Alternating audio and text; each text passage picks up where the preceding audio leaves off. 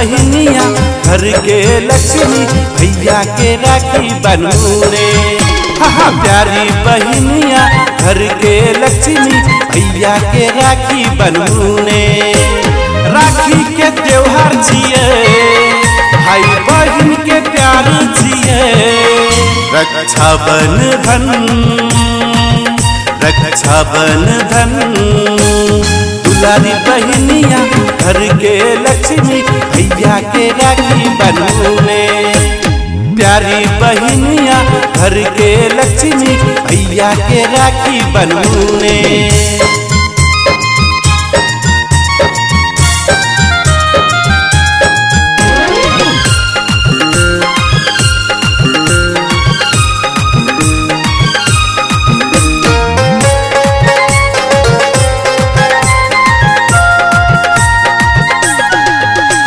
साल में आवे रक्षा बंधन और हैया भाई बहन के मिलन।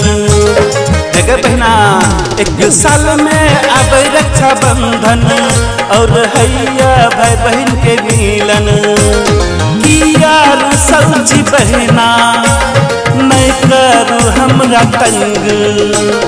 दुलारी बहनिया घर के लक्ष्मी भैया के राखी बनू ने। प्यारी बहनिया घर के लक्ष्मी भैया के राखी बनू ने।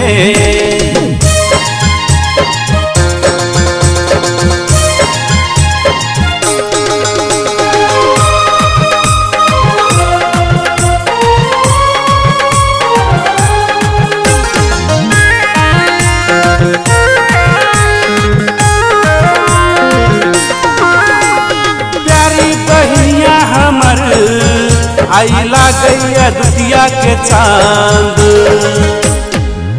हो प्यारी बहनिया हमर।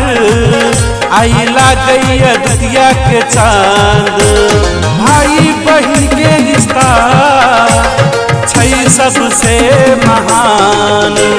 राखी के त्योहार छिए भाई बहन के प्यार छिए।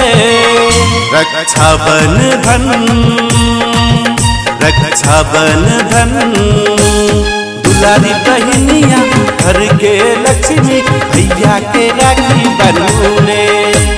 प्यारी बहनिया घर के लक्ष्मी भैया के राखी बनू रे।